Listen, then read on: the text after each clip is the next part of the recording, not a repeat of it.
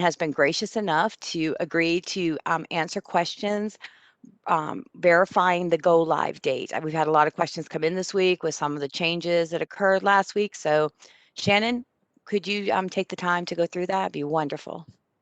Yes, certainly. So we do have a new go live date.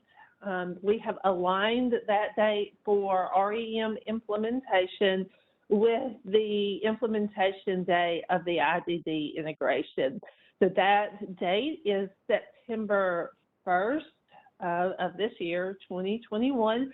That was shared in the weekly DIDD communications open line, but not everybody gets that. So we certainly wanted to share that that was the go live date.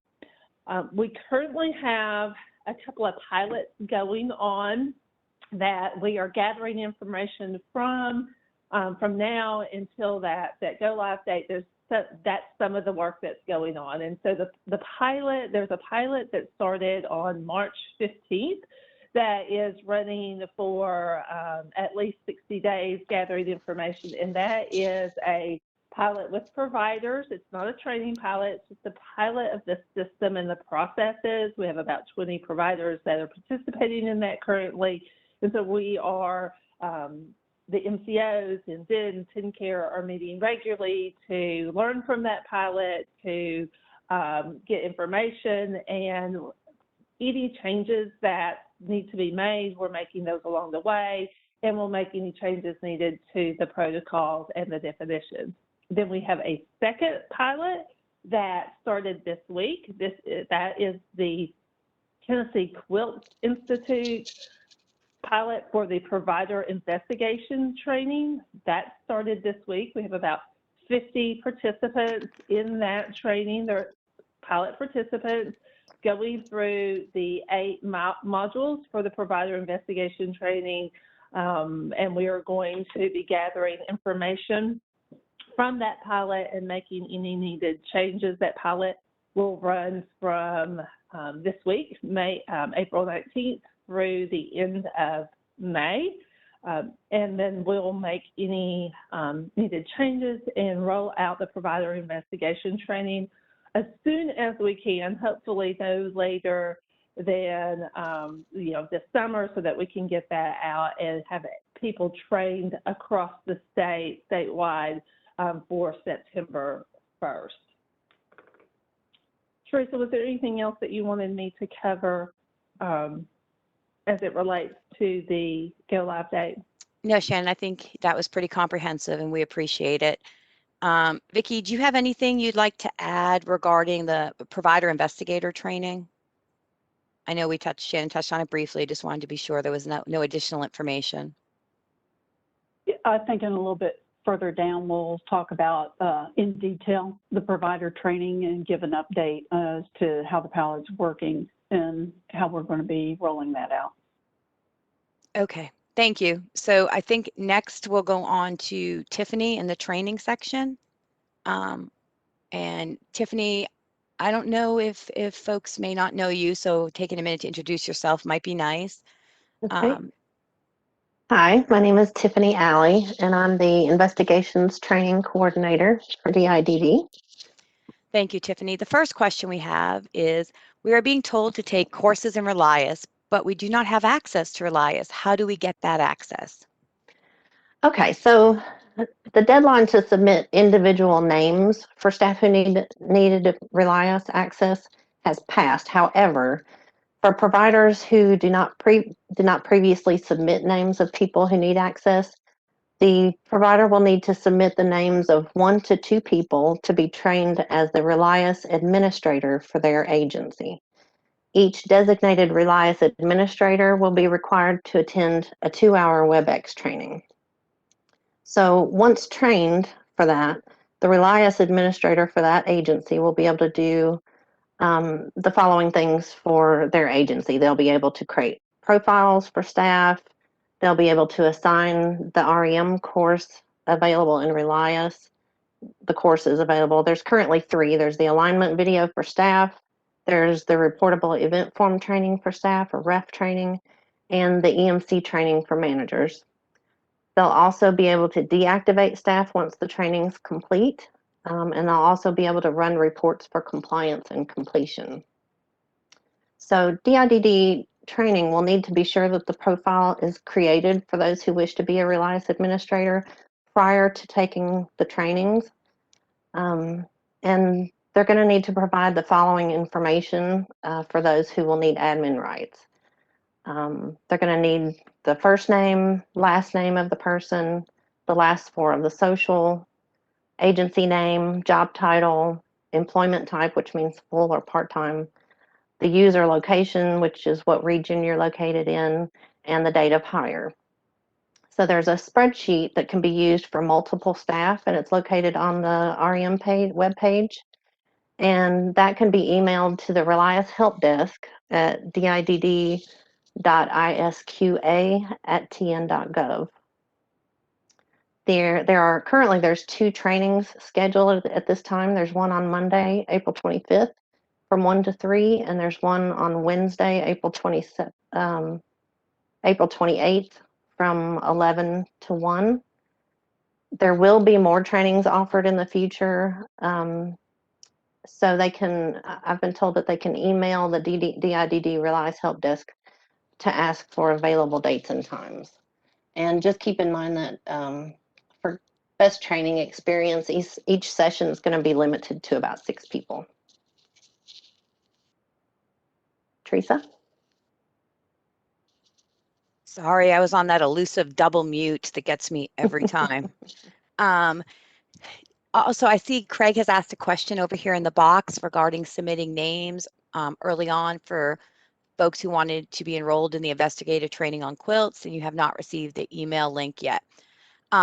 Craig, that's because we are still in the piloting phase. That just begun last week. So the initial group of providers who have agreed to pilot the trainings have started.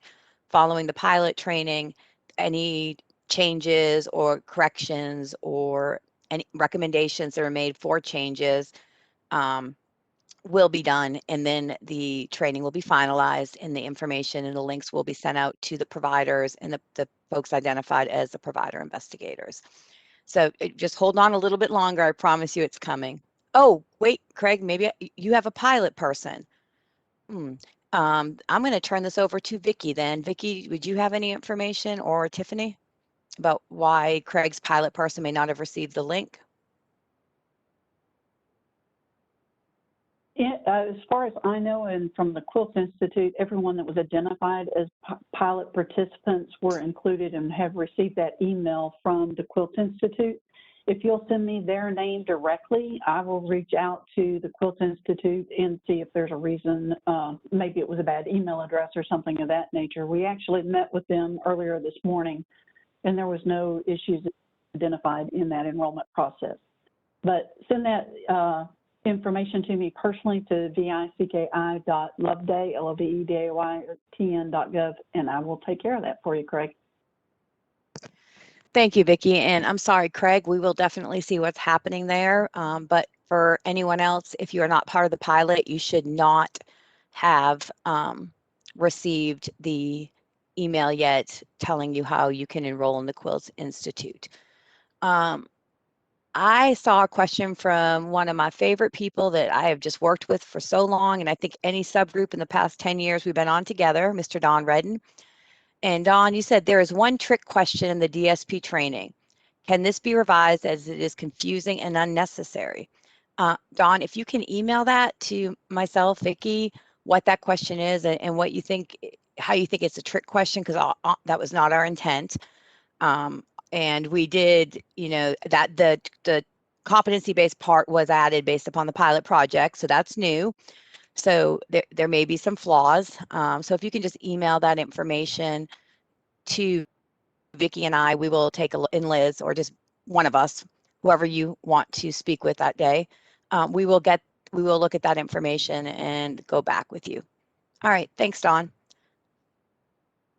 So I'm going to go back because we are having more questions regarding the rollout. So I'm going to come back to you, Shannon, for just a couple more minutes.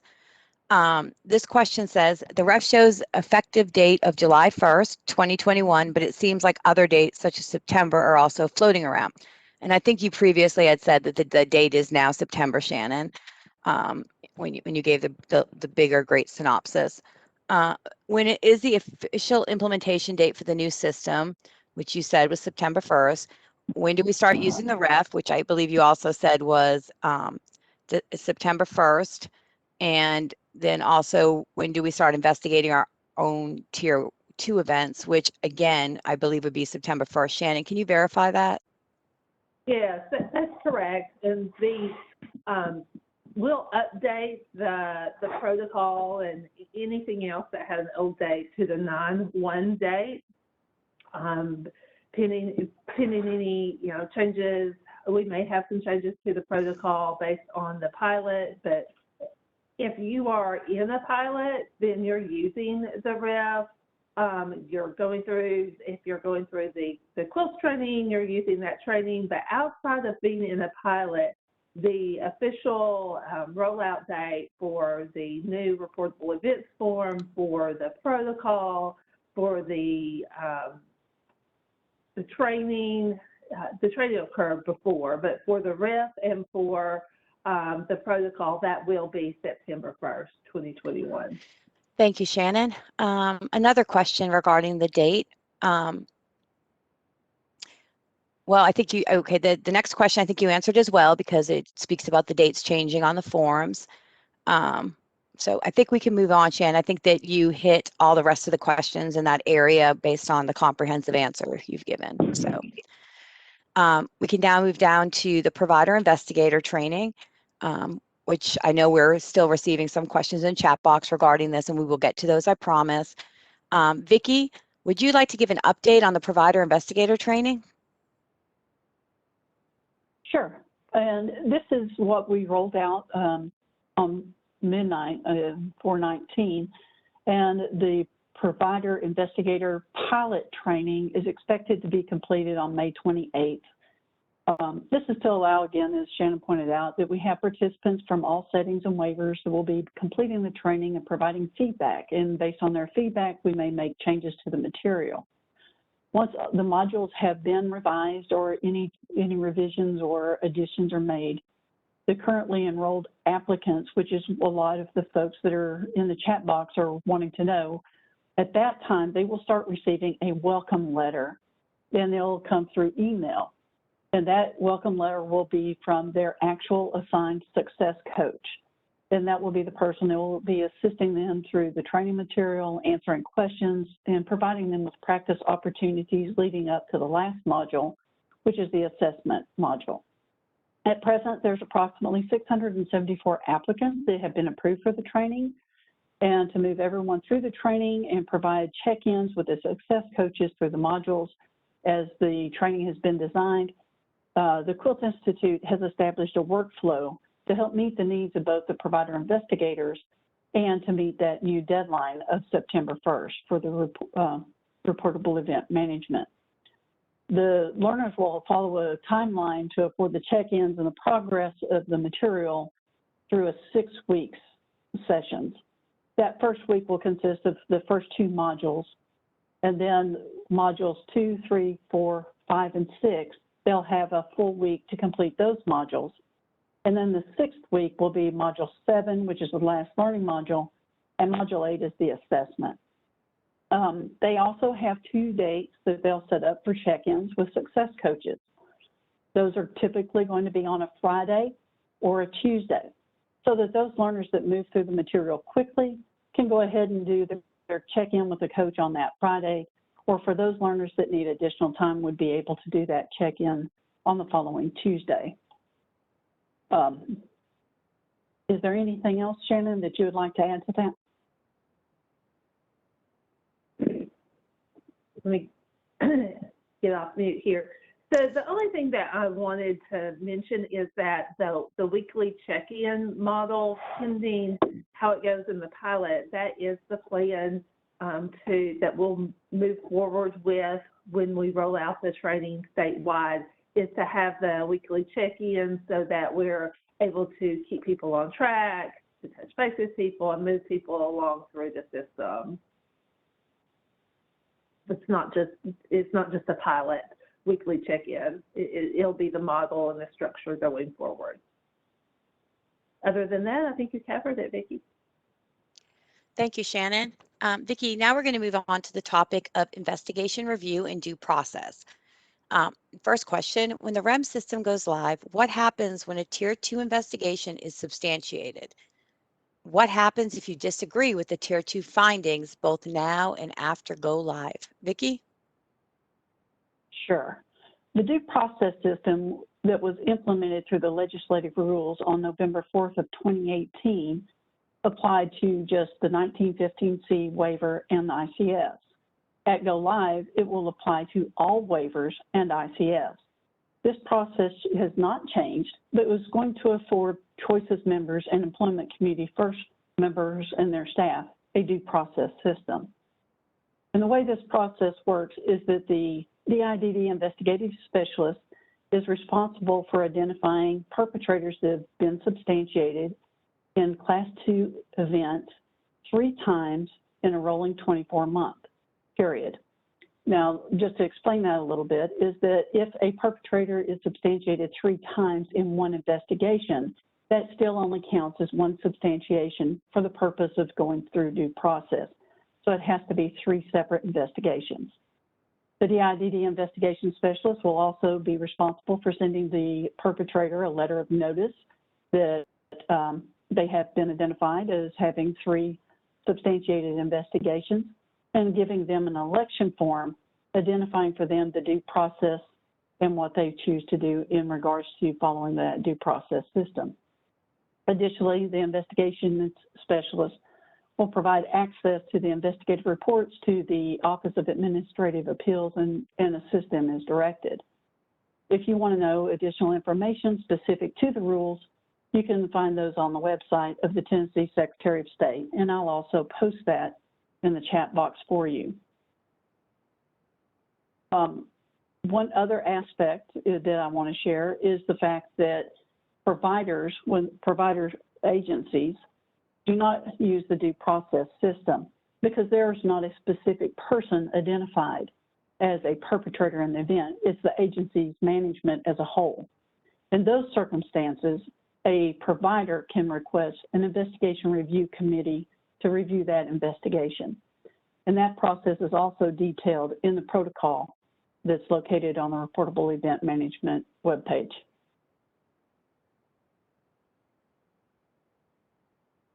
Thank you, Vicki.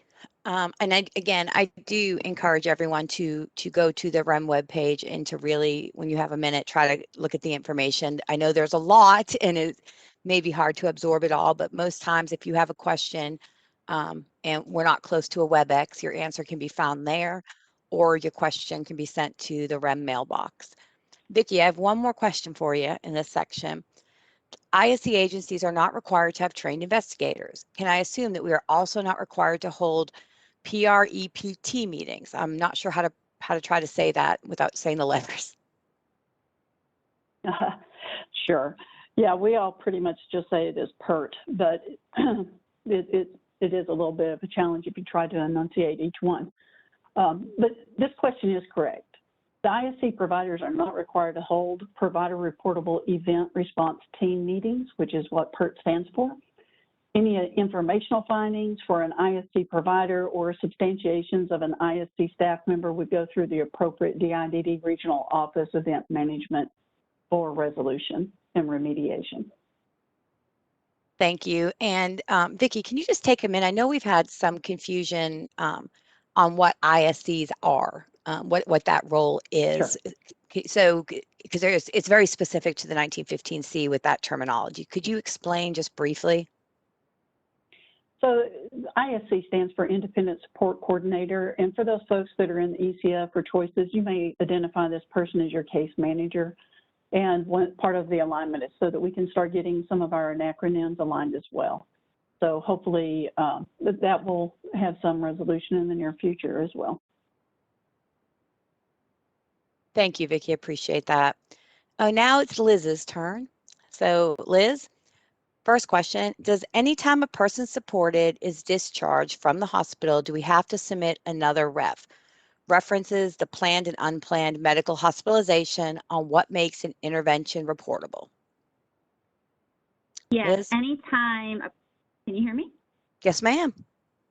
All right, anytime a discharge occurs from an assisted care living facility, a skilled nursing facility, ICF-IID, incarceration, planned and unplanned medical hospitalizations, and psychiatric hospitalizations, they require a ref. So discharges must be reported by ref.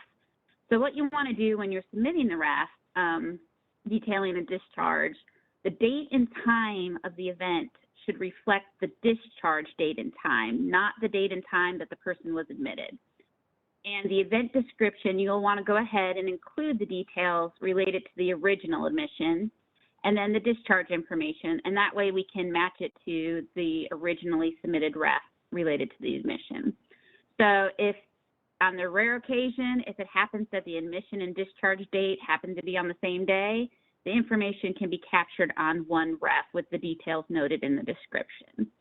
The discharge ref does not need to have the previously reported interventions and event types checked because you'll have already reported those on your admission ref. So to kind of give an example of this so you can understand what I'm talking about is, for example, if a person was admitted to the hospital and the provider checked reportable medical pneumonia and the interventions of hospital admission, 911 call, EMT, and ER. So when you go to do the discharge ref for the hospital discharge, you do not want to check 911, EMT, or ER because that's already been checked on the first ref. So save your fingers some typing there, and you don't have to do that again. So there you go, Teresa. Thank you, Liz. But you're not off the hook yet. We have a few more questions for you. So next question, is there a specific definition for the term serious injury? And are you saying that the serious injury and physical harm have to result in medical intervention? This is referencing Tier 1 reportable events. Liz? Okay. So there is a definition in the REM protocol that defines serious injury as any injury that requires medical treatment beyond first aid by a layperson. And serious injuries include, but they're not limited to, things such as decubitus ulcers, fractures, dislocations, concussions, cuts or lacerations requiring sutures, staples, or dermabond. If they were to have a torn ligament or torn muscles or tendons that require surgery, second and third degree burns, and loss of consciousness. Those would all be considered serious type injuries. So it's important to note that not all serious injuries are necessarily Tier 1 reportable events. You can have an event where a person supported, let's say they tripped and fell and they broke their arm. And that situation was not the result of abuse or neglect, and the staff witnessed the fall, so they knew what the injury was from. So in that type of situation, it would be considered a fall with an injury and a serious injury of a known cause. Now, going back to what Tier 1 would be, Tier 1 events are related to injury, are the ones where you need to remember that it's wrongful staff misconduct, wrongful staff conduct that affected the person supported by acts or admissions of abuse, neglect, exploitation, misappropriation of money or property that resulted in one or more of the following consequences to the person. That would be death, serious injury, or physical harm. It would also be physical or sexual abuse, significant pain, intimidation, or mental anguish that required medical intervention or the loss of funds or property greater than 1,000. That's the definition of what makes a Tier 1 reportable event. So an example of a Tier 1 serious injury, that could be a staff person failed to follow the person's plans of care. For example, let's say they were supposed to have bed rails on their bed, and their staff did not put up the person-supported bed rails when they went to bed. The person supported fell out of bed, and they broke their hip. We would look at that as a Tier 1 neglect. Now, another example of Tier 1 serious injury would be if the person was discovered to have broken ribs, but it's unknown how they got that injury. That would be considered to be a Tier 1 reportable event for a serious injury of unknown cause. So those would be the two examples of how serious injury can play into Tier 1. Thank you, Liz. Appreciate that, but Yes. you're not done yet either. Next question. Okay. Do you have a template for the non-reportable event form? No, we don't have a template for non-reportable events because non-reportable events are not required to be reported to us. However, the provider could choose to have their own internal report form that they use for those particular things, but they would need to create it and implement it per their own protocols. Thank you, Liz. Liz, I'm going to grab a question out of the chat box real fast because it goes with what we're discussing. So I think it'd be great to just knock it out now. The question is, and my agency was informed the reportable event management would be added if our staff were already added in Relias and currently using that program. So if it didn't automatically do that, do we just get the admin to enter each staff manual?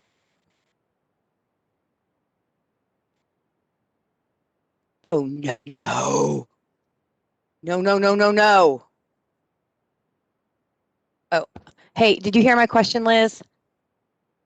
I'm going to refer the Relias question to Tiffany, please. Oh, okay. Tiffany? I'm sorry, can you repeat the question? I'm trying to Yeah, read the chat box. no, it's okay. I lost my connection, so y'all might have heard me yelling, no, no, no, no, no, as I was trying to get back on. The question is, my agency was informed that reportable event management would be added if our staff were already added in Relias and currently using the platform. So if it didn't automatically do that, do we just get the admin to do each staff manually? That would be a great question to send to the DIDD Relias help desk that I mentioned earlier. Okay. I believe it's didd.isqa@tn.gov. But once they do have a Relias administrator, they can assign those themselves. Thank you, Tiffany. And if you could take a moment to put that address in the chat box, it may already be there, but we'll just keep adding it so people Sure will. don't have to keep scrolling. Thank you, ma'am. Okay, Liz, now we're going back to you. And this one I'm pretty sure is for you, I hope. Could you please provide clarification and elaborate on what type of emergency backup plan or provide an example for the enabling technology remote support you are referring to? So the people who are involved in enabling technology, they have an enabling technology care plan that's called the ETCP, and that outlines the protocols for the remote and local support. So these plans are entirely person-specific and depend on the enabling technologies chosen, the living arrangements, the location, and natural paid and support systems. So those plans are developed in collaboration with the person supported, enabling technology, and then their circle of support. So it would be difficult to provide an example of that since they're person specific. But if there's an emergency, then the plan for that is that that plan gets implemented, and that's what they look at to see if there's any issues with the implementation of the plan. Thank you, Liz. And we currently have some 1915C providers operating with enabling technology in the plans that Liz spoke of. So I will see if maybe we can get someone from our enabling tech unit or a current provider in 1915C to give us an example, and we'll come back with it in our next meeting.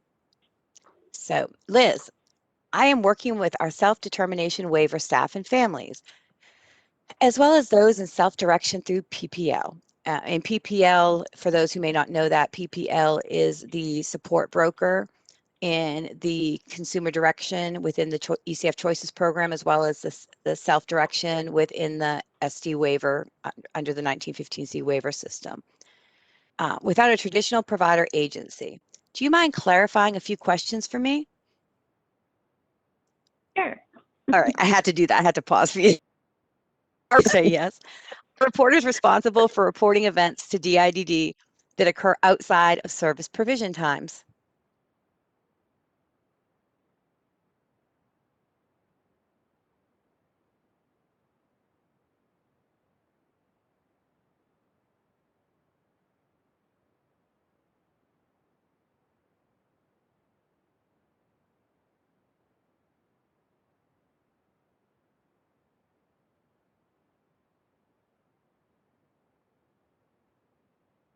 it kind of went into, their question went a little more into as mandated reporting. They wanted to know if agency staff, family members, and professionals like the person asking the question or the DIDD case manager was responsible for reporting the incident internally or only to APS. So kind of collectively, I'm going to answer that in as a whole.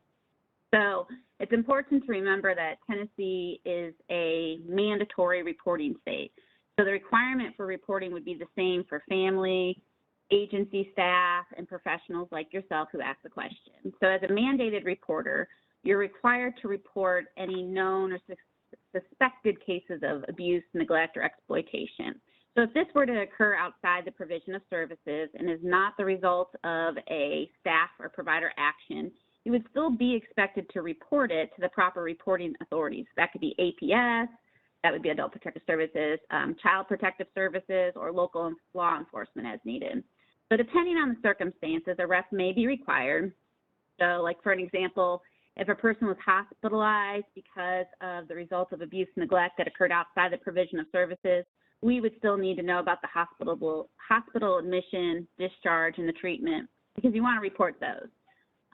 Even if a ref is not required to us, to the IDD and the MCOs, you still want to make sure that you're internally documenting the event for tracking and training and prevention. So another thing to remember that, just as a reminder, because I know Vicki always likes this to be reminded to people, you are required to report as soon as possible within 4 hours any observation or discovery of abuse, neglect, exploitation, unexplained serious injury, or questionable or suspicious death. So if you're ever uncertain if the person was receiving services at the time of the event, just go ahead and contact the IDD Investigations Unit, because they're available 24/7, and that covers you if you're not sure if the provision of services was happening then. Thank you, Liz. That was very helpful. Liz, I think that's the last question we have for you right now. Remember, you can place questions you have in the chat box and we'll get them answered. I'm going to move on now to the MCOs. I think today we have Skyland, Leanne, and Jamie with us with some questions. I'd like to take a minute first, though, and I'm going to put you on the spot, Skyland, since Tracy's no longer with us, and you and her were the ones I enjoyed putting on the spot, because Jamie, it never seemed to bother Jamie, or Jamie never seemed to flinch at it. Not that you flinch, but I just get a good laugh at your comment back to me whenever I send it over to you. So Skyland, I am getting a lot of private messages that are coming up in the box, just sent to me from Choices providers regarding trainings and the different trainings in the system. I was hoping that maybe you could take a minute and kind of discuss what that group looked like, who worked on the development of that training, because if I recall correctly, I believe that there were Choices providers involved in that. Skyland? Yeah, it was a collaboration of MCOs, 10 care representatives, DIDD representatives, and also some Choices and ECF Choices providers. Thank you, Skyland. And can you just describe what that process was? I think it went on for, I kind of bowed out of that, but I'm pretty sure you all met for quite a long time in developing this. If you don't mind just taking a minute, I think it would help some of these questions.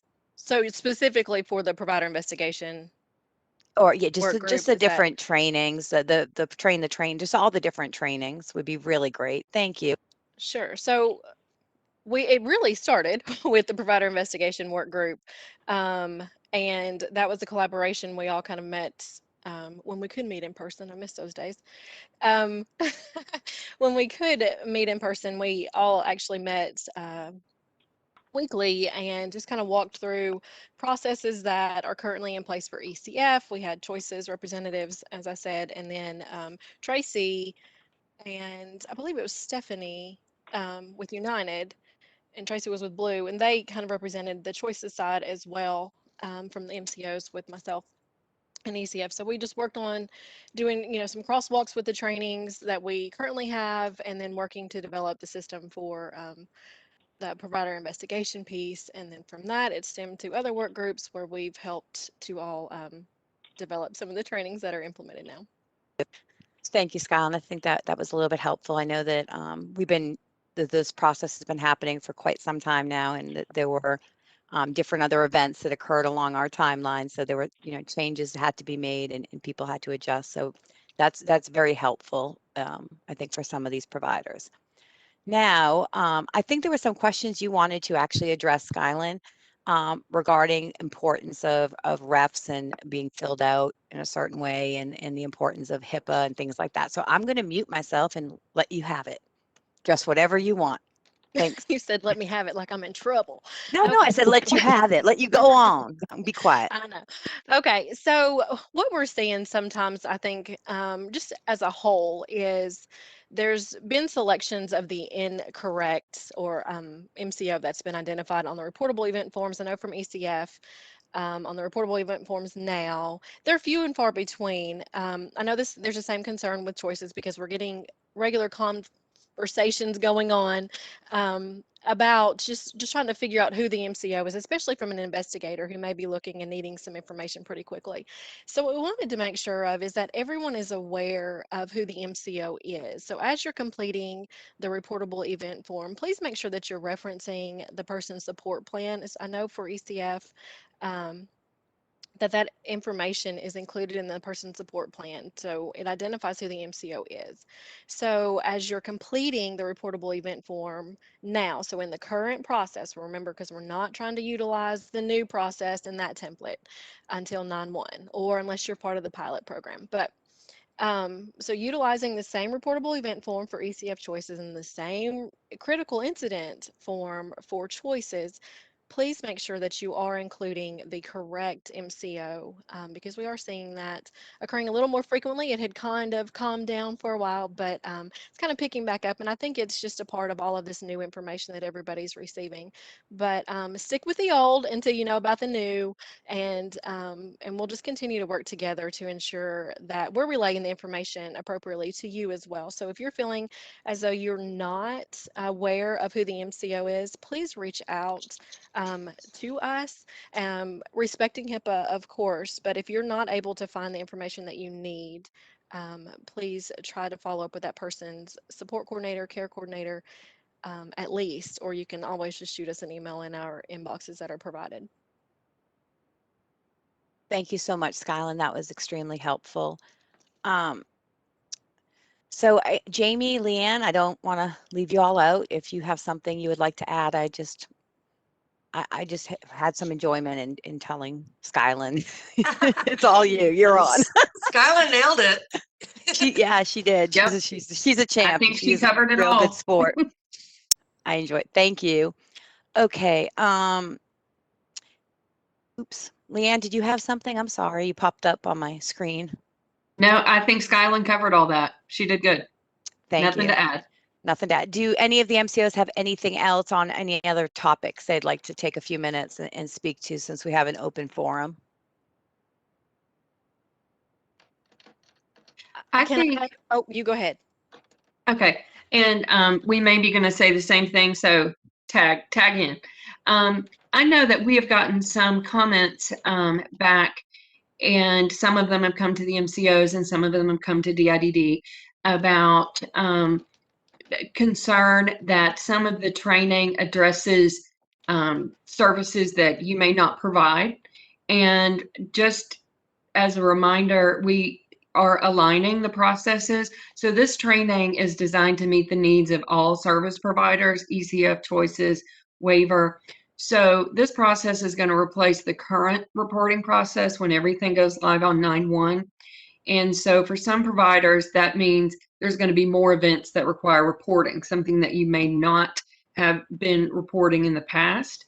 However, you may not administer the medications or have to implement behavioral interventions, but you're continuing to provide services that support the person to maintain their health and safety. So it's important for everybody to be aware of all the events that are reportable. So in case you do happen to witness or become aware of one of those events, you understand what needs to be reported. So just because we're training on medication administration or a medication variance doesn't mean that how you handle those circumstances today is going to change. Doesn't mean you're going to be starting to administer medications, for that example. Thank you, Leanne. I think that was very, very helpful. Very good explanation, and I think it addressed a lot of questions that we are continuously getting, and we just need to keep reiterating. And that example was very helpful. So thank you. We have another question regarding where the trainings are, and I can see Tiffany has put them in the responses.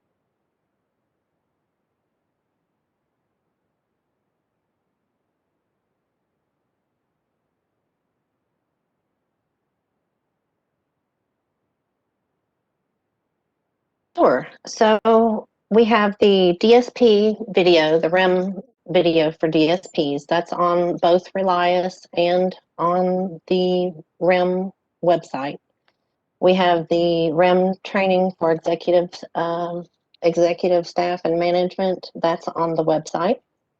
We have the EMC training for event management coordinators. That is in Relias. The REF training is also in Relias. We also have a train the trainer for those providers who do not have access to Relias. For those who have submitted names to be trained to have a train the trainer for their provider, then I am conducting trainings for those every week, Tuesdays from 1 to 3:30. And I think that's all that am I missing one? I think that's it, Teresa. Okay, thank you, Tiffany. And again, when it comes to the training for the provider investigator, that is still being piloted and that is not available, but for the providers who have a provider investigator taking part in the pilot program. So for the rest of y'all, hopefully we'll be getting that out in a short period of time, next month or two, and we'll start getting those folks trained. So we had another question. Oh, I'm sorry. Miss Deborah. I should have done that. I just think we've all come together so many times now that we all know each other, but we don't, and so I apologize. Can we just go through everyone, and can you just say your name and where you work and what you do real briefly? And again, I apologize. I just feel like we're family, and we've coming together for months now, and we just all know each other. Leanne, do you Sure. Hi, everybody. I'm Leanne Rogers, and I'm the manager at Blue Care for Appeals and Quality of Care Oversight. So our department handles ECF choices and home health. So that's me. And I've also taken Tracy Foster, that's who was here before, representing Blue Care. She has transitioned to a new position here within Blue Care. So you're going to see me from now on. So, hey, everybody. welcome, Leanne. We're very happy to have you. We're going to miss Tracy, but we're happy to have you. Skyland?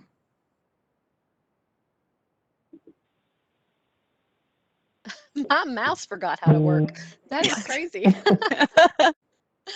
I'm Skyline Owens, and I'm Reportable Events Management and Quality Monitoring at AmeriGroup for ECF Choices.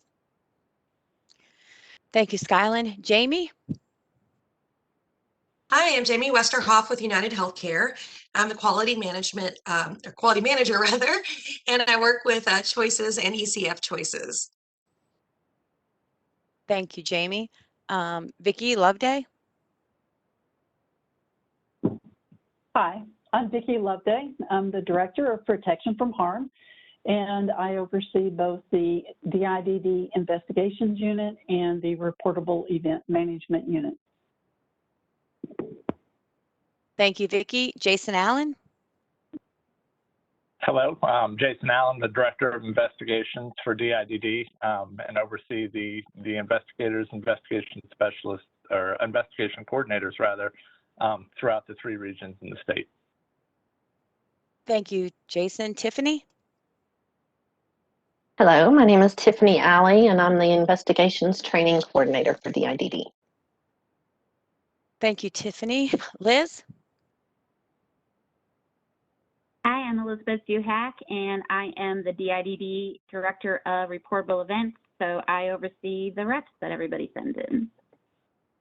Thank you. And last but not least, and someone who has been one of our great leaders through this 3-year process, Shannon. Thank you, Teresa. I'm Shannon Nahus. I am the IDD Director at LTSS TennCare. Thank you, Shannon. And again, I apologize for not doing that at the beginning. Now we're going to go to the chat box. That was the end of our pre-submitted questions. So just bear with me as I try to go through these questions. And if we don't interpret your question correctly, please just write it again or correct us in the chat box, and we'll do the best we can to get the question answered. Okay, we already answered that one. Answered that.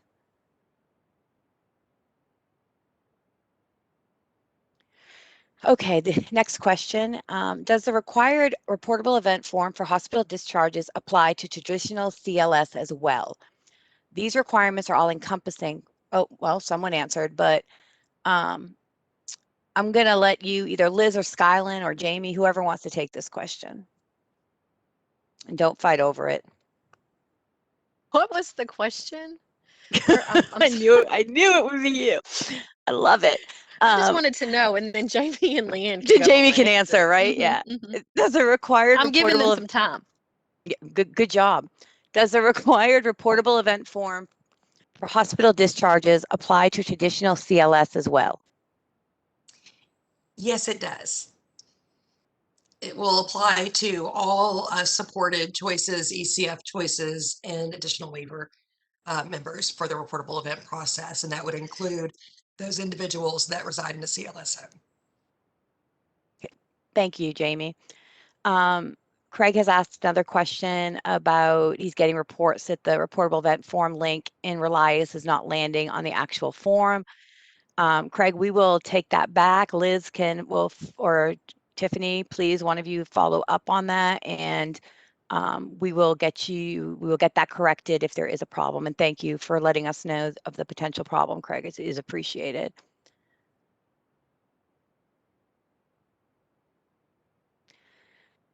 Next question. Do I understand correctly that if a person supported has decubitus and treatment is sought, then it is considered a tier 1 reportable event? Liz or one of the MCOs, anyone who'd like to answer? I don't want to feel like I'm giving everything to someone.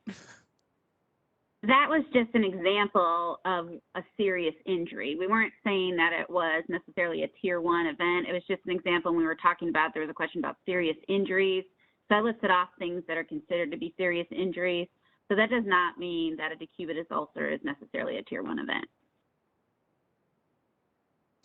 And I think just to clarify on that, if it was a decubitus ulcer that was the result of something that happened, say neglect or something that would rise to that tier 1 level, then it might be a tier 1. However, if it's something that happens, say the worker arrives at the home, notices that there is an ulcer that does require treatment, but it's not something that happened, as a result of inaction by that worker, or, they should have done something differently. Then that would be, and please correct me if I'm wrong, Liz, but I believe that would then be reportable medical.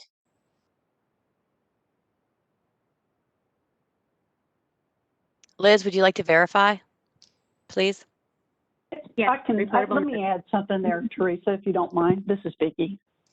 We will look at all decubitus ulcers as a review process for potential abuse or neglect. So providers need to keep that in mind, that anytime that a decubitus ulcer is identified and that happened in a residential setting, that we're going to look at it. There are going to be times that we'll receive reports that come from where a person was hospitalized, and when they returned home, they were identified as having an ulcer at that time. But part of our role is the prevention of harm for persons within our service delivery system, and so we do want to make sure that we look at those. So both the MCOs and the IDD would look at those types of injuries to make sure that there's no indication of neglect associated with that. Thank you, Vicki. Could you just provide some clarification regarding what is meant by residential setting? Sure. We have a lot of folks that receive PA services or, personal assistant services where they reside with their family members or reside independently. And this would also apply to persons receiving senior care, for instance, where the staff are just going in and out of the residence, but do not provide them in-home supportive living, where the staff remain with them 24 hours a day. So just to clarify, when you said residential setting, you were referring to those 24-hour settings where staff are with the person supported 24 hours a day. That's when we would look at that for A&E. Well, we would look at it based on the nature of the actual injury itself. Now, that part of that comes out of the OIG report of those injuries that the Office of Inspector General identifies as those are potential injuries associated or situations that are associated with potential abuse or neglect. And those are those things that are identified that we would always look at. Thank you, Vicki. Oops. No, go ahead, Skylin. Okay. I think too, a takeaway from all of this information would be to ensure that whatever the event, whatever happened, whatever you're trying to document in the reportable event form report as happening is all included in the description. So, your setting is in there, the requirements of your staff and of the supports that are required of the person. Should all be included in the description section, so it's easier for everyone to be able to read the event and answer some of those questions that Vicki was referencing. So this is not an opportunity to just kind of where less is more. That's not it at all. More is more. So adding the information that you have and that is very important when you are completing that reportable event form. So just to sum it all up, all you know is the person has, an ulcer and you're not sure how it happened, but you're going to put that information in there and you're going to put your role as a caregiver or if you're the EMC completing, the reportable event form and this information has been relayed to you from your staff.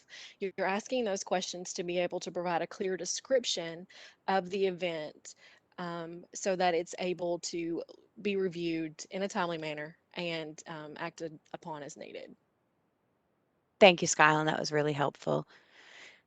Next question. For provider investigators who are in the pilot program, the prerequisite trainings that have to be completed prior to was the EMC training and Relias in the video. Is that correct? Tiffany?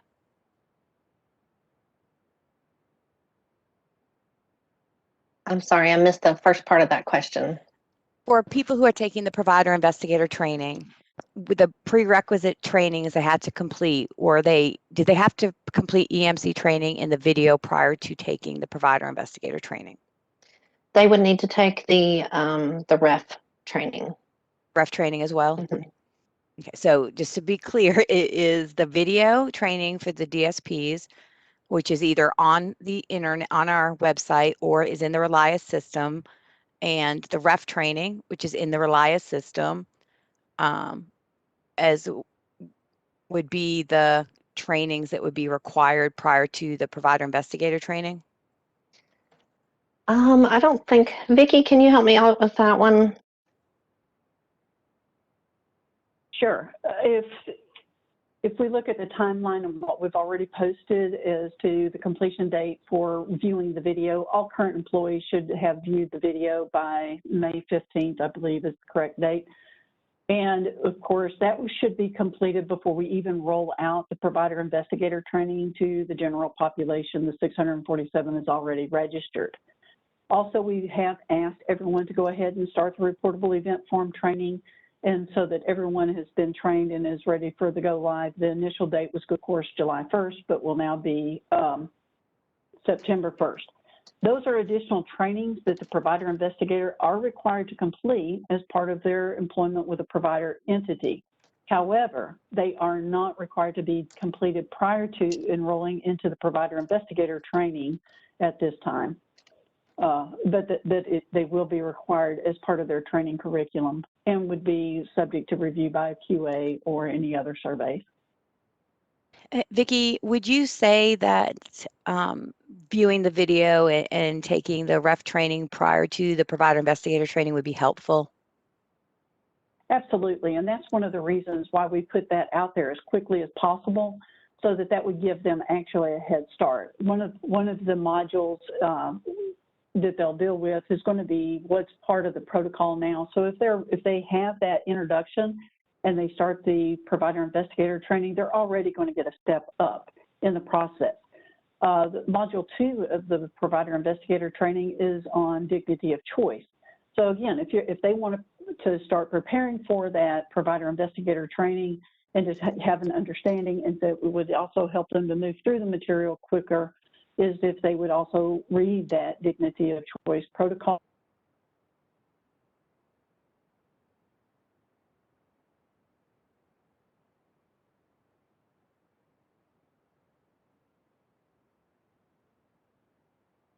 Completing the REF training.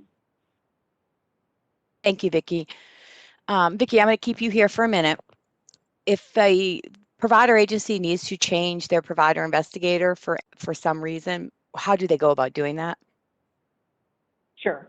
They need to just resubmit an application, and in the application, just in the email, when they send it, to put in the body of the email that the person that's currently been submitted as that entity will no longer serve, and identify who the next person will be.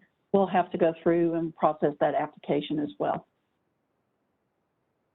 Thank you, Vicki. Can you explain the difference in when medical events that happen outside the delivery of service are reportable and when they are not? We're going to start with that first part of the question. Who would like to answer that? I'm going to start just calling on people. I'm going to be that teacher no one likes. Thanks, Liz. No problem.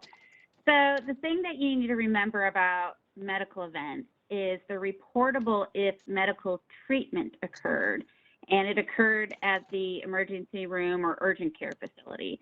So in thinking about that when it occurred, if we're talking about outside the provision of services, then the expectation would be if the staff person learned that the person went to the ER or urgent care and they received treatment, then that would be reportable.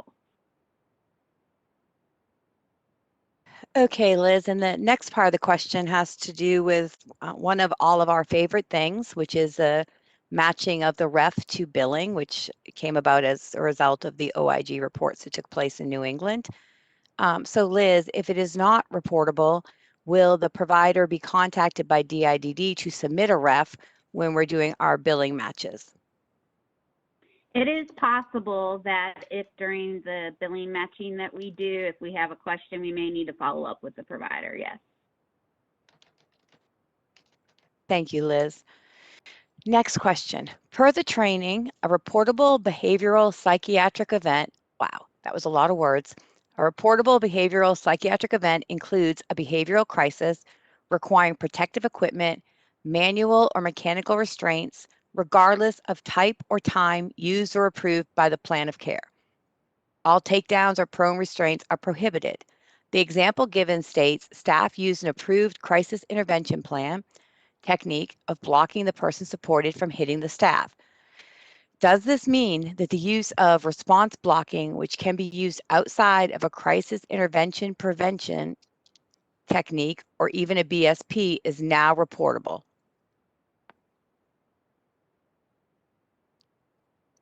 And I can read that again if anyone needs me to, because it was pretty, there was a lot there. So I think basically what's being asked is if staff use an approved CPI technique, we're saying that that's okay. It was in the approved plan, right? But later on, I think is what's being asked is what if a response blocking was used outside of the crisis intervention prevention technique or even a BSP? Liz, you seem to understand the question. So would you, because I don't, I think it's way over my head. I know the I think I am picking up the question here. So if response blocking was used, it is reportable. Now, if their plan of care, if they have So I think it's easier if you look at the definition of what reportable behavior event would be. And that's an event where the person presents a challenging behavior or action, and it requires the use of a behavior safety intervention or a restrictive behavioral procedure. So response blocking, we look at that as a safety intervention.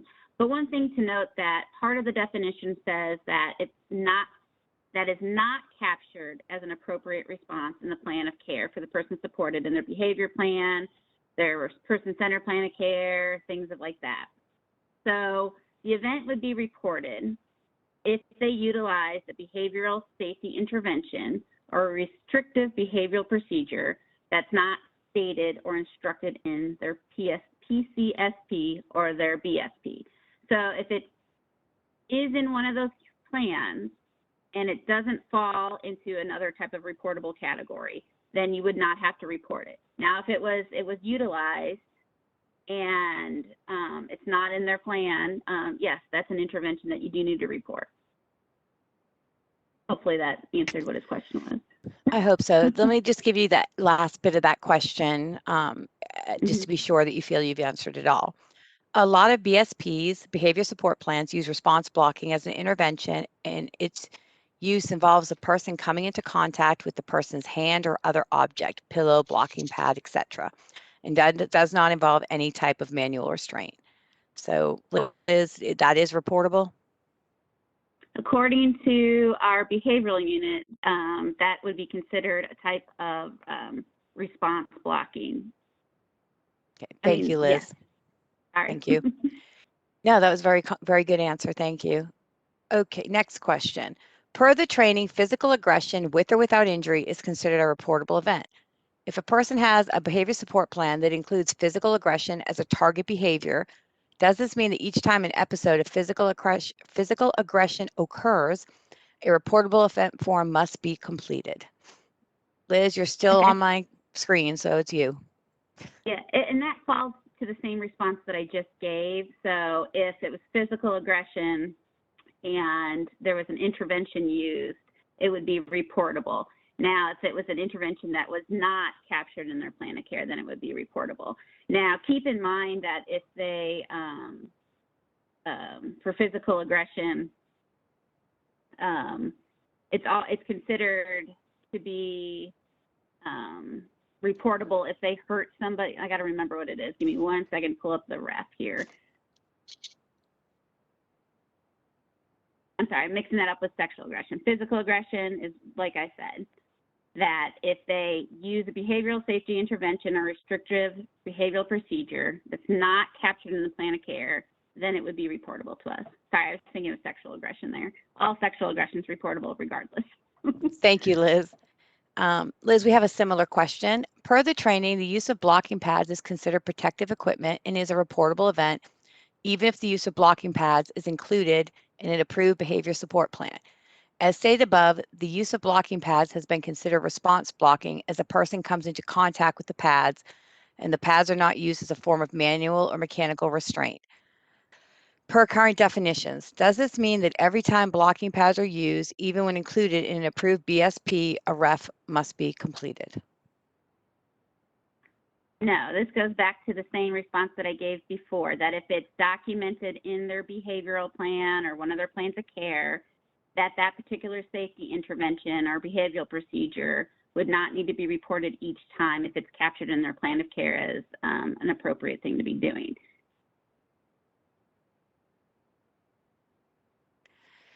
Thank you, Liz. There is also, we've gotten a few comments regarding links to videos or trainings not maybe going to the correct next page, or people not being able to access certain parts of it. So please know we will take all those questions and we will go back to our Relias folks and we will make sure that things are working properly. And if they are not, we'll be sure to take whatever measures need to be taken by those smarter people than me that run the Relias program and get those fixed for you. So I'm not ignoring those questions. We're just taking them down and going to follow up on them.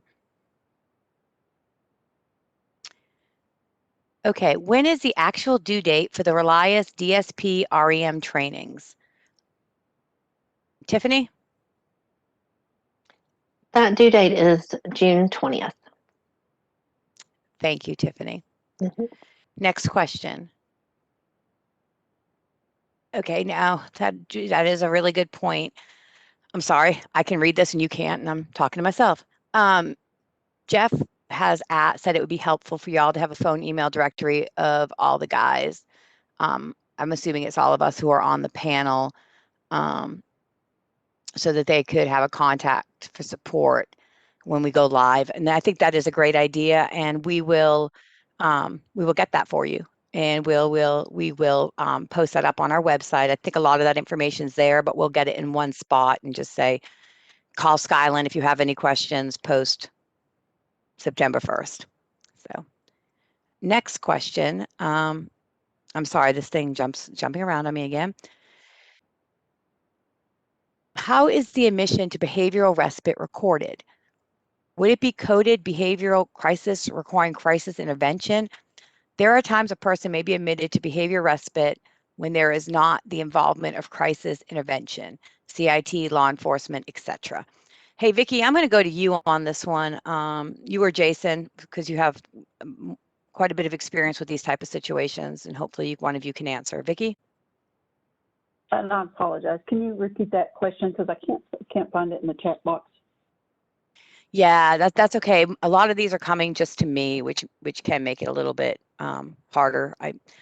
How is admission to behavioral respite recorded? Would it be coded behavioral crisis requiring crisis intervention? Since there are times a person may be admitted to behavioral respite when there is not the involvement of crisis intervention, CIT, law enforcement, etc. So I think that really falls under Liz's point earlier that in the admission, if they're admitted into a facility, then it has to be reported through the reportable event form. If it's a crisis or if it's a respite, again, which is a different setting or situation that's not associated with a crisis intervention or a crisis situation, and it's a respite situation, in those circumstances, it would not be on a reportable event form because they're there for a temporary period of time and not associated with some form of intervention. Thank you, Vicki. That was very helpful. Next question. And again, it's another question regarding the Relias system. And it asks if there's a company login that is needed for the REM training. And if so, how do they go about getting that? Tiffany? I'm not sure what they're asking. A company login? I think that may go back to initially at the beginning of this call, you spoke to the administrator at each agency and how that person could go in and put in the folks at the agency that needed to be added for the training. Right. So for that to occur, does that administrator need a login to go in and set up the trainings? Yes. And if so, how do they go about getting that? Okay. The spreadsheet that I mentioned earlier on the REM webpage that has the names of the person that they're putting forth as being the administrator for their agency, that information will go to didd.isqa@tn.gov. They're going to develop the username and let them know what the password is so that they can then go in and access that information. Okay, and just to further ask that, but if a DSP wants to go in, will they need a login name and password? Yes. Would that come from the administrator? Yes. Okay, so for the individual DSPs, we don't need them to go and ask DIDD to provide login and passwords. That will be done after the provider administrator has been given their login and password. They can then assign login passwords to the staff at that provider agency. Correct. Okay, thank you. Okay, could you please clarify your definition of physical aggression that is reportable? I believe an example in the Relias training referenced use of response blocks as reportable. Would that include response blocks to prevent self-injurious behavior? Liz? Sure. So the definition of physical aggression is hostile, injurious, or destructive challenging actions that are not directly related to property destruction. And physical aggression is reportable with or without injury to the person supported or others. Now, as far as self-injurious behavior goes, because that's two different things from the physical aggression and self-injurious behavior, that's what the SIB is. Those are self-inflicted physical injuries. And for SIVs to be reportable via REF, that means that there must be an injury that required assessment and treatment beyond basic first aid that could be administered by a layperson.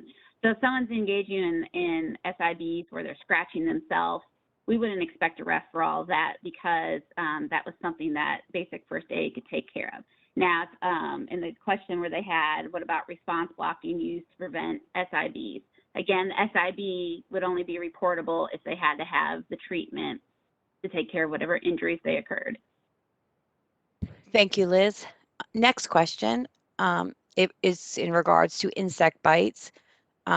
Insect bites requiring treatment by a medical professional, even if the treatment is a cream for itching at the bite site, that makes the event a reportable medical event. Liz, Skyland, Jamie. So basically the question is, if the treatment by a medical professional is placing cream on a insect bite, is that a reportable medical event? If they went to urgent care or the emergency room and received treatment, and treatment could be prescription, so if they got a prescriptive cream and it was applied, that would be reportable. Now, if they went to the PCP or the staff person just put on an anti-itch cream or something like that for the insect bite, that would not be considered reportable by a reportable medical definition.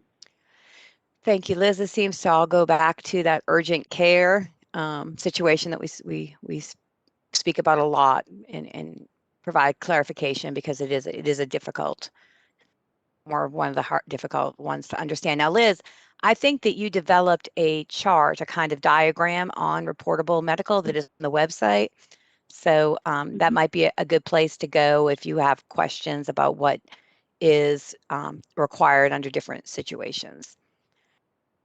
Next question. The next question is, and I'm going to go to you, Vicki, because I think you discussed this a little bit earlier, or Tiffany. When do staff need to have the training? What training do staff need to have completed by May 15th?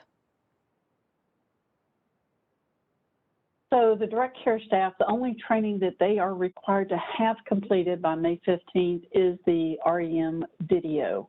And of course, keep in mind that you're going to have new staff coming on board, and that training will be required to be completed within their first 30 days of employment or prior to working alone with a person supported. So, and again, that's the video that you can either access through the web page or you can access through the Relias system. Thank you, Vicki. And can one of the panelists drop the website again for the REM site? Can we just drop? I know. Again, I get lost in these chats as they get longer. So if we could just drop it down in there one more time, that would be wonderful. Next question, and it is a choices only provider question. So I will be coming to you, Skyland or Jamie.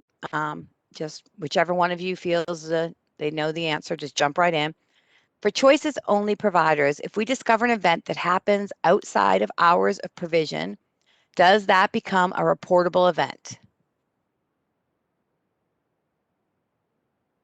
Okay, Skyland, you're nodding, but I don't know if that means you want to answer. I'm not choices. I'm ECF, but I'll answer. Oh, I'm sorry. You're just everything to me, Skyland. I just go anything that involves the other programs. I need that in a song.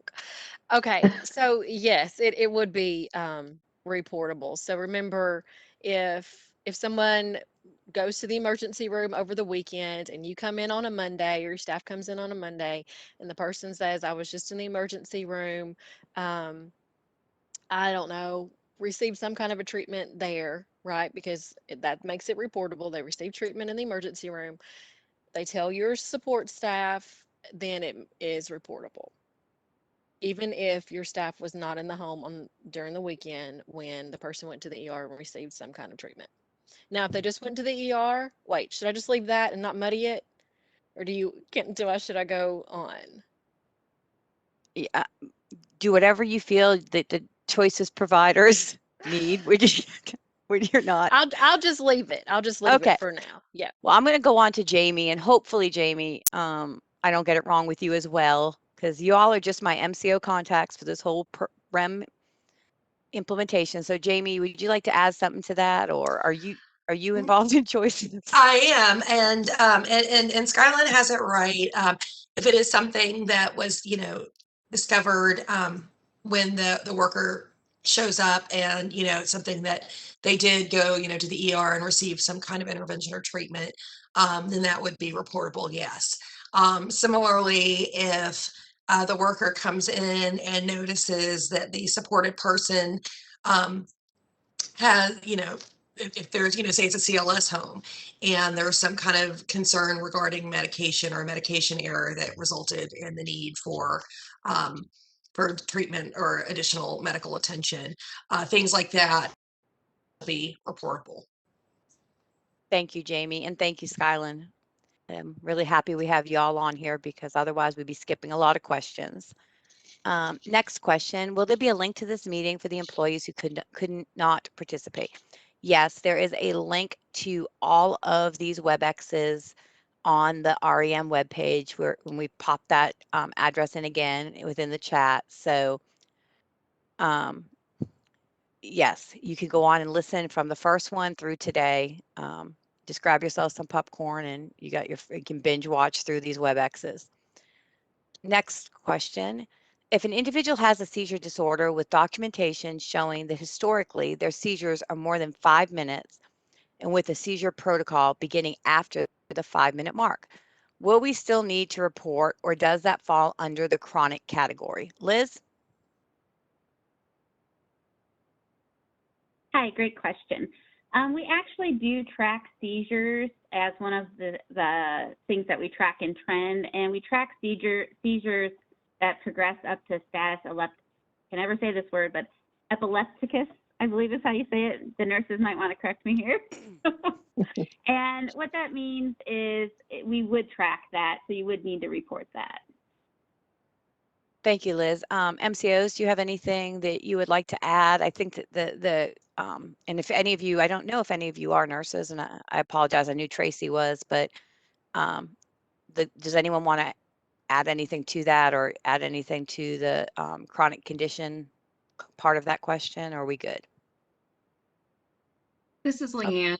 Hey, I Leanne. don't have anything, and I'm a nurse. Oh, great. Yes. I don't have anything to add. I think Liz gave a good response to that. I agree with that. Thank you. Thank you. Appreciate that. Did And I I'm pronounce glad it that correctly? I'm just glad we still have a nurse, because otherwise we'd be in trouble on some of these questions. So really happy to hear that. Now I will be coming to you with medical questions, so be prepared. Next question. It was stated in yesterday's office hours that the REM training due date was moved to August. And Candace, you are absolutely 100% correct. I'm pretty sure that I actually answered that question. So panel, if I was wrong, nobody correct me. We're just going to move on. But no, Vicki, I think, would you like to give some more clarification on that due date?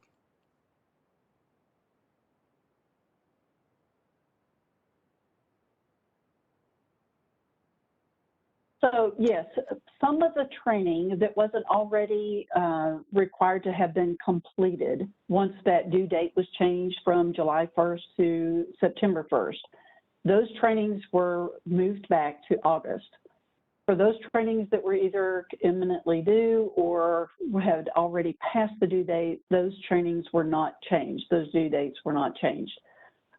Again, those have been updated on the webpage. So if you look under the training curriculum, or if you look at a grid that we added to kind of simplify things for those folks that just wanted to have, like a box of the trainings and the dates, then both of those have the most updated dates in those on the webpage. Thank you, Vicki. Okay, thank you, Jason. I see that you went on and dropped that REM webpage in there again, so it's really appreciative. And also, we were asked about the chart developed by Liz, and that is on the REM website. So Jason, you dropped that down again, so it's appreciated. Jason, you served your purpose on today's WebEx. You're very good at getting that web page down into that chat box. Okay. I see a comment. I don't see maybe the question that went with it. But I think it was answered above because they're thanking you, Skyland. So thank you for answering the question for the choices provider.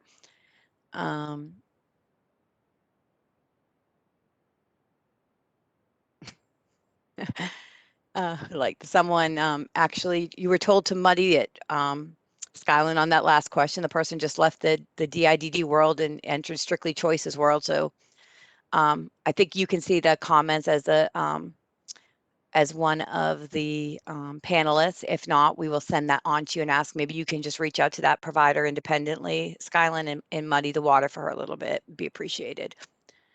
It may be, I'm not sure where it is. It may be easier for that provider to reach out to me. I will throw out my email address. Will that work? That works perfectly. Wonderful. Thank you, Scott. And then we'll get the email addresses and people up on the website too, as someone suggested earlier, and it was a really great suggestion. Okay. Take everything. Take everything that is not skilled out of the picture. No skills, no meds, nothing but personal care and homemaker services. Not really. I'm sorry, Susan. I'm really not sure what that is in reference to. If you want to drop something below, just to let us know, we're more than happy to answer your question.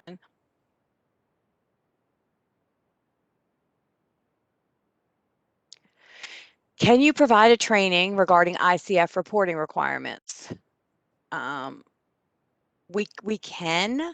At the beginning, we've asked ICF providers or people to identify when they send in a question if they're ICF or choices, so we can see about the need for choices or ICF specific WebExes, and we'd be more than happy to do them.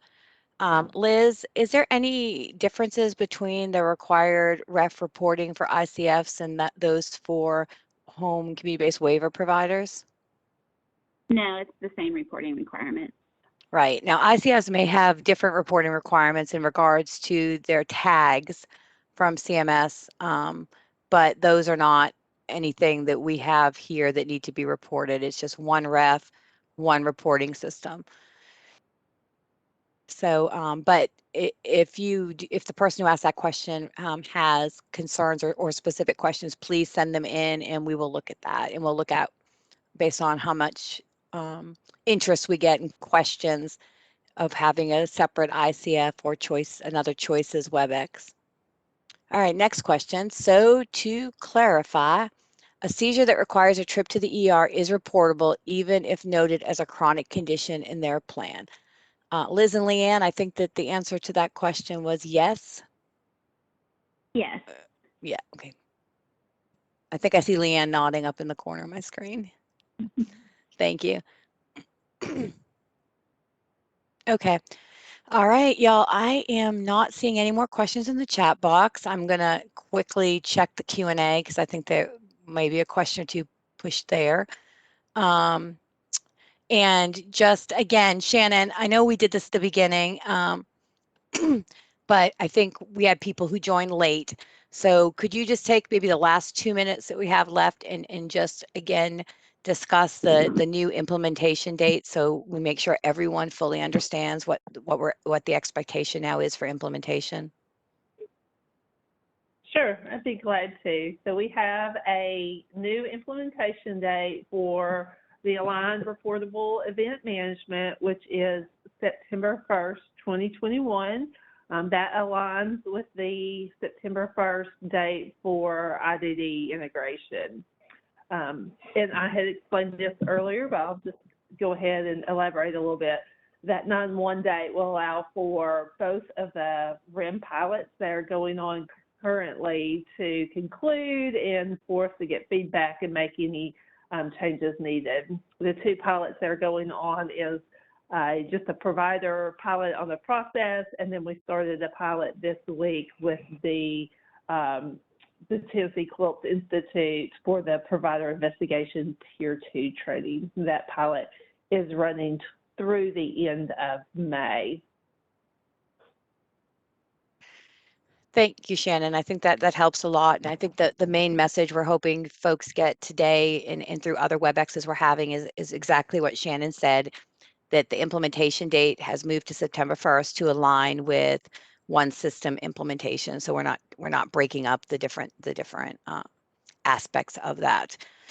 Now, Skylar, I'm gonna come back to you real quick because I would like you to clarify something, and then likely it'll be time to say goodbye and until next time. But you spoke earlier, Skyland, when we talked about the different types of services, and we have residential services, which is a 24-hour staff are there, and then we have folks who may only provide personal assistant services or homemaker services or another type of service that is in the person supported's home, and it's kind of pop in, pop out, right? You might come a few hours a day and leave, and it may not even be every day.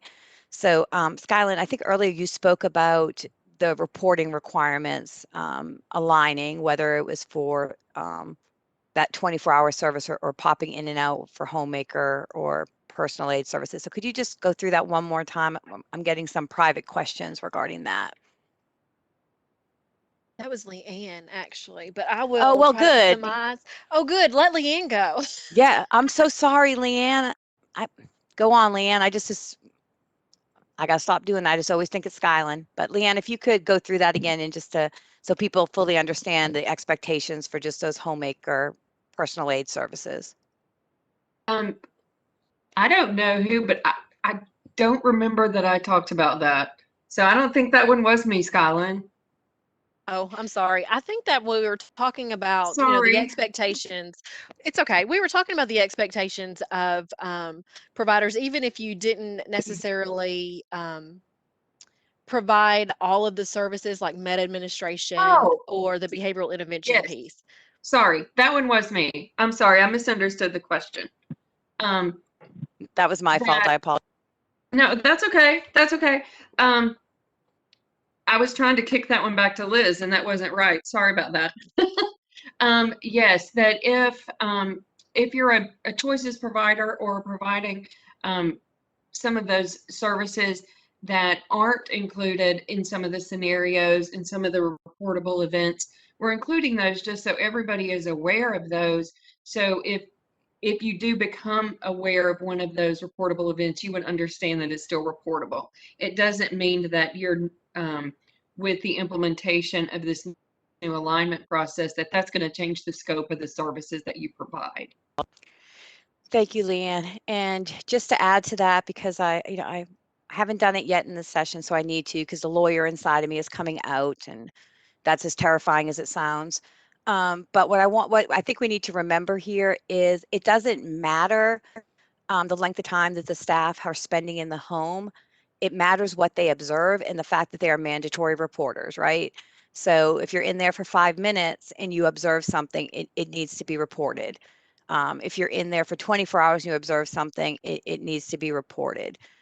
Whether or not it'll be investigated completely has to do with that specific event and what is being reported and the circumstances around it.